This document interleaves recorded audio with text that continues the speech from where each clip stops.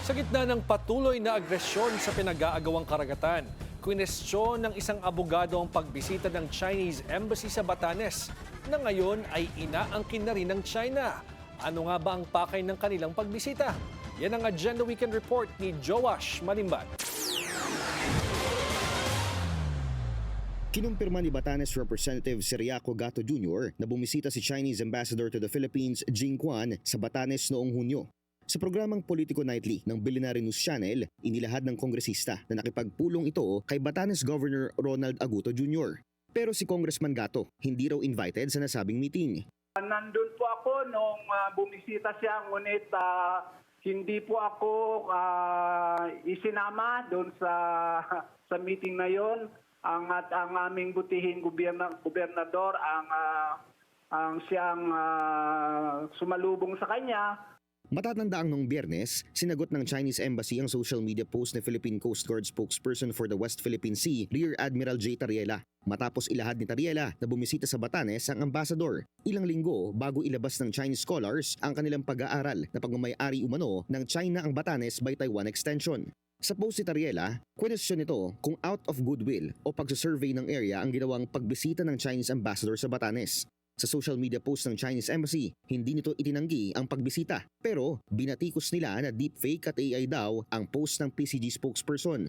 Ani Chinese Embassy Deputy Spokesperson Guo Wei, ginagamit umano ni Tariela ang pag-post ng AI para i-distort ang facts at gumawa ng anti-China narrative. Sa mismong page ng Chinese Embassy, makikita ang isang post na bumisita si Ambassador Jing Quan sa Batanes noong June 16 to 18.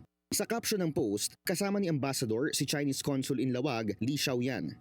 Binisita raw nila ang Basco na ED Organic Farm and Hydroponic Farm na donated ng Chinese Embassy at ang Batanes State College, kasama sina Governor Aguto at Vice Gov Jong Nanud. Ang mga araw na ito ang mga kaparehong panahon kung kailan dumaong sa Batanes Islands ang indigenous Tao people of Taiwan. Naglayag sila sa Bashi Channel ng 2 araw bilang parte ng cultural connections ng Tao people at ng mga Ivatan. Para sa abogadong si Wilfredo Garrido, hindi coincidence ang sabay na pagbisita ng Chinese Embassy at ng Tao people of Taiwan sa Batanes. Paniniwala niya, pang-hijack ito ng China sa cultural ties celebration ng Taiwan at Pilipinas.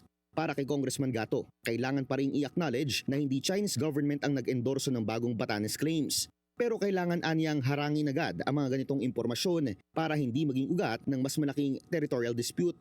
Hindi natin pwedeng palampasin lang ito dahil alam natin ang nangyayari lalo na sa West Philippine Sea. Maaaring ma-misinterpret ng China na kapag tahimik tayo dito, baka sabihin nila ay sumasang-ayon tayo dito sa claim nila na ang Batanes ay bahagi ng China.